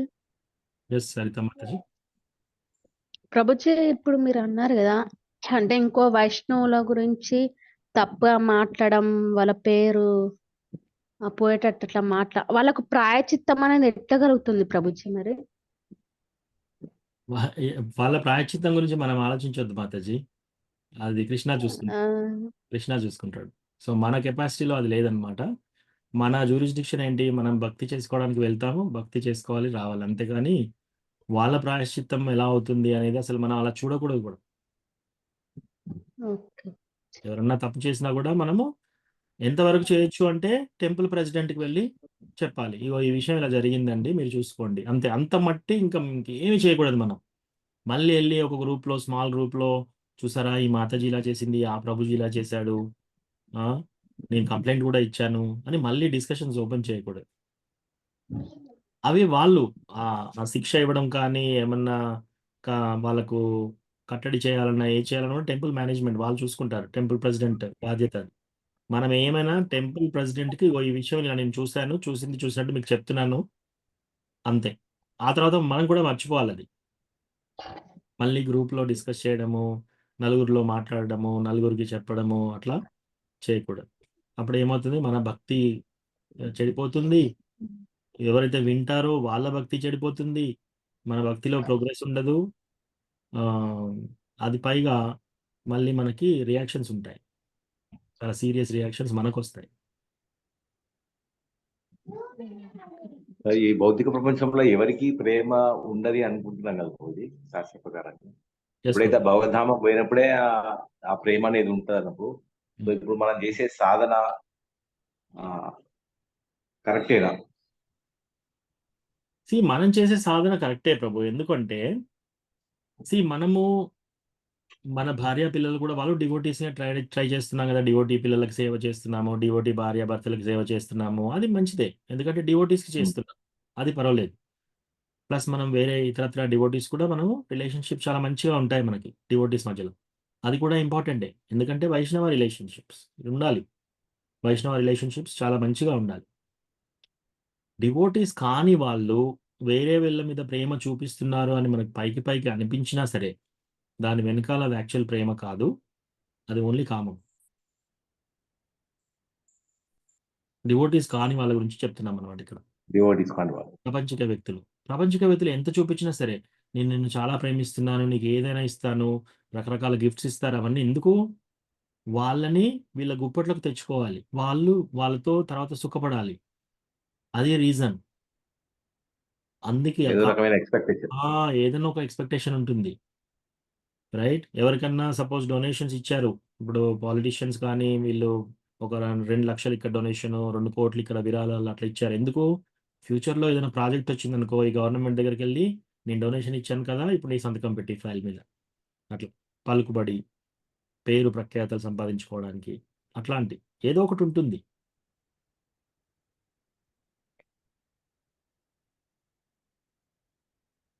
Okay Prabhuji, thank you. Hare Krishna.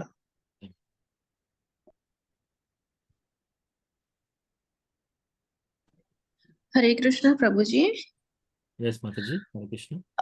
మనం వైష్ణవులం, మనకి తెలిసి కూడా మనం ఎప్పుడైనా పొరపాటున తప్పు చేసి అది వైష్ణవ అపరాధం చేశానని రిగ్రెట్ అయితే దాని నుంచి సిన్ఫుల్ రియాక్షన్ రాకుండా మనం ఏం చేయాలి ప్రభుజీ? సో మనం ఆల్రెడీ ఏదైనా అపరాధం చేశామనుకోండి వైష్ణవులకి, మనము అప్పుడు మనం ఏం చేయొచ్చు అంటే వాళ్ళకి డైరెక్ట్ ఆ వైష్ణవుల దగ్గరికి వెళ్ళేసి, నన్ను క్షమించండి, పొరపాటున ఈ విషయం జరిగింది, ఇట్లా చేశాను, నన్ను క్షమించండి అని మనస్ఫూర్తిగా క్షమాపణ అడగాలి. దండవత్ ప్రణామం చేసి క్షమాపణ అడగాలి, అంతే.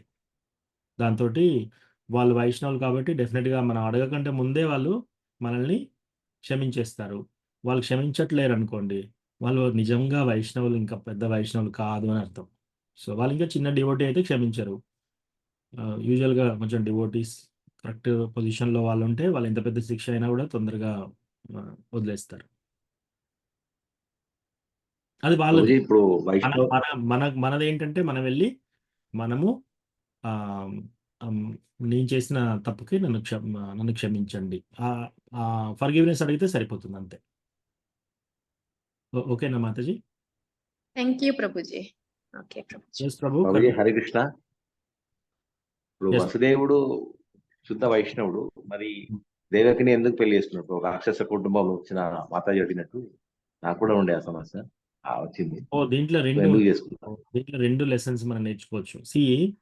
అన్నదమ్ముళ్ళు ఇద్దరు అన్నా చెల్లె ఉన్నా కూడా, అన్న దుర్మార్గంలో ఉన్నా సరే, చెల్లె డివోటీ కూడా కావచ్చు. దేవకి డివోటీ. యాక్చువల్లీ కృష్ణ వాళ్ళకు పుట్టిన తర్వాత చెప్తాడనమాట, మీరు ఇంతకు ముందు జన్మలో మీరు 10,000 సంవత్సరాలు ఎంతో తపస్సు చేశారు నన్ను కొడుగ్గా తీసుకోవడానికి కోసం, నన్ను కొడుగ్గా పొందాలని చెప్పేసి మీరు ఎంతో 10,000 సంవత్సరాలు తపస్సులు చేశారు మీరు అని చెప్పి వాళ్ళ పూర్వజన్మలో వాళ్ళ పేర్లు అవన్నీ చెప్తారనమాట. నేను ప్రతి యుగంలో మీ యొక్క పిల్లవాడిగా వచ్చాను అని చెప్పేసి. సో దేవకి కూడా డివోటీ వైష్ణవి, వసుదేవుడు వైష్ణవ. కానీ వాళ్ళ ఫ్యామిలీలో కంసుడు లాంటి రాక్షసులు కూడా ఉంటారు. ఇప్పుడు అట్లాగే మన ఫ్యామిలీస్లో కూడా ఒకరు డివోటీ ఉండొచ్చు, ఇంకొకరు రాక్షసులు కూడా ఉండొచ్చు. సో అటువంటి కామన్ అప్పటి నుంచే జరుగుతున్నాయి అవి. సో ఇప్పుడు ఉండడంలో ఇంకా పెద్ద విశేషం ఏం లేదు అందులో.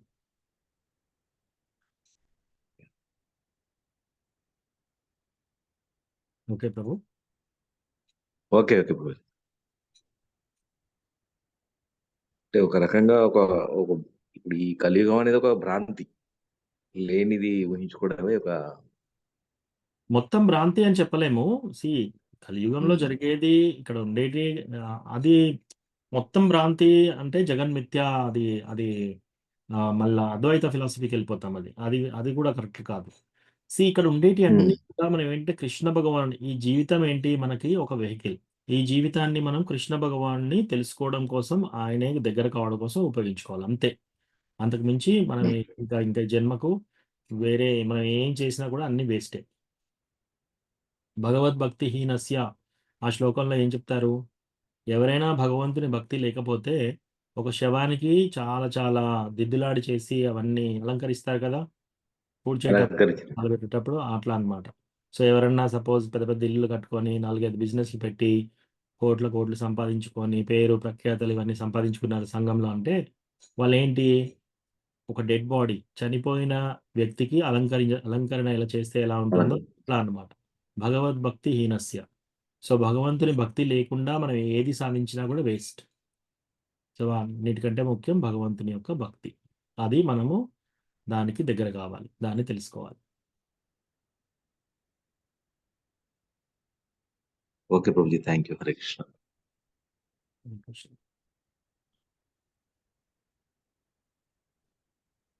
ఓకే. ఇంకేమైనా థ్యాంక్ యూ ప్రశ్న? ప్రభుజీ. హరే కృష్ణ.